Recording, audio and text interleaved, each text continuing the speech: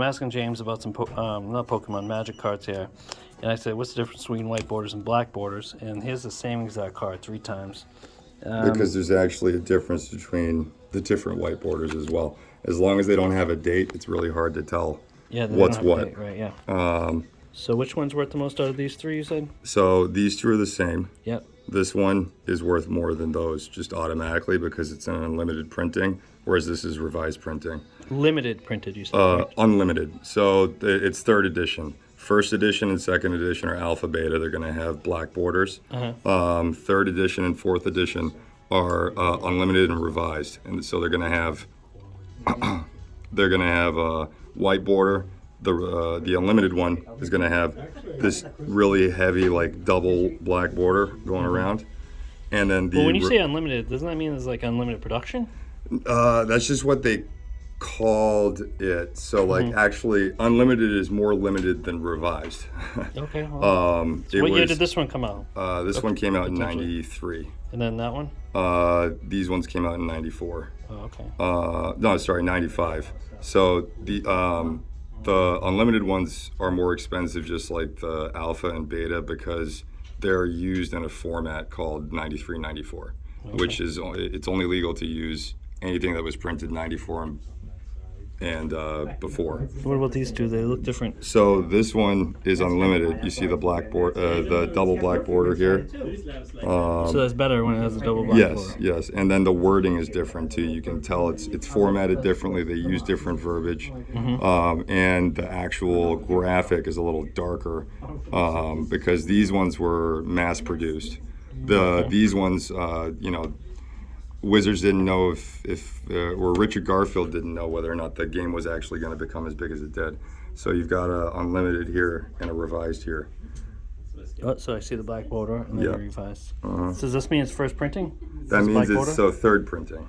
All right, what's first printing? First printing is going to be alpha, which is going to have a black border, and it's going to have much more shallow corners. Like they're more of an acute angle. So how much is this worth in first printing and then this one? So let me check here.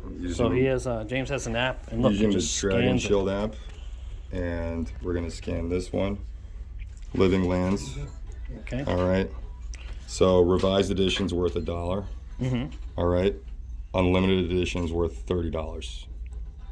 Okay. And if it was black border, the beta edition would be worth $3,000, and that's going to be a wrong price there. I bet you that one's damaged, but the alpha is upwards of $4,000 Can you show me the first printing one? Can you pull it up on it? On Yeah. that? Just like a more. So the first printing, it's going to have a black border. Oh yeah. And you see how the card. This is a little bit more than full size, but you can see the corners there are a lot more shallow. And the pink color of it, right? Yeah. And that too. Yeah. So.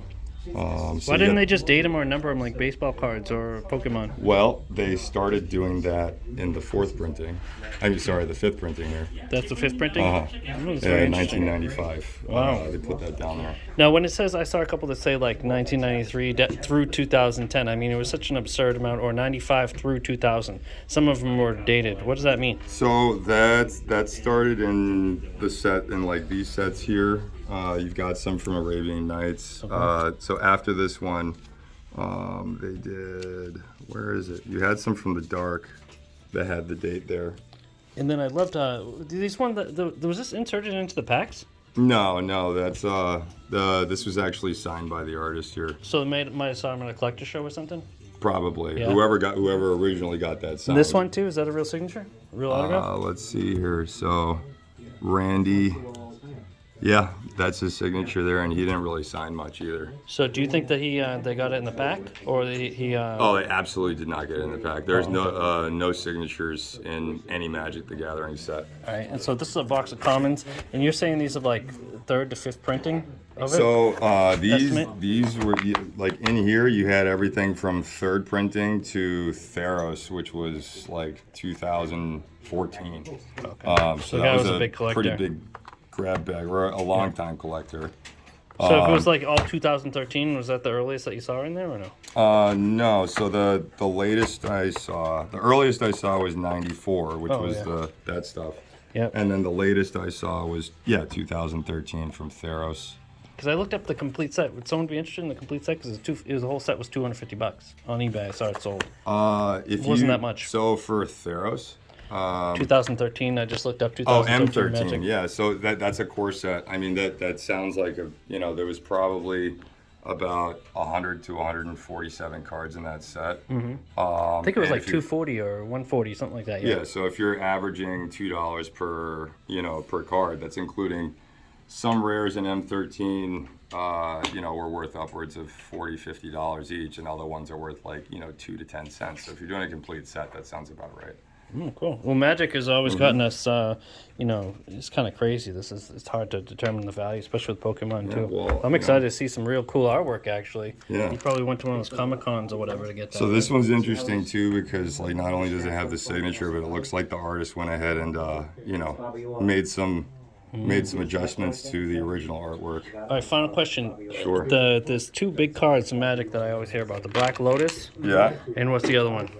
The second most expensive. Well, there's like 9, Yeah. but Power 9. I'd say any of the Moxes, they're going to be, if you're not getting a damaged one, you're going to be spending at least $10,000. Yeah. And that's for like the latest printing. If you're looking for an Alpha Beta, good luck finding one. Oh, and then last question on that would be I saw you slapping these around, and on baseball cards, if you slap them, you get the damage, and and you can't get them graded. It's not a 10. So you were telling me that these cards don't really matter to a player to a certain degree? Yeah, so none of these cards are really in gradable condition.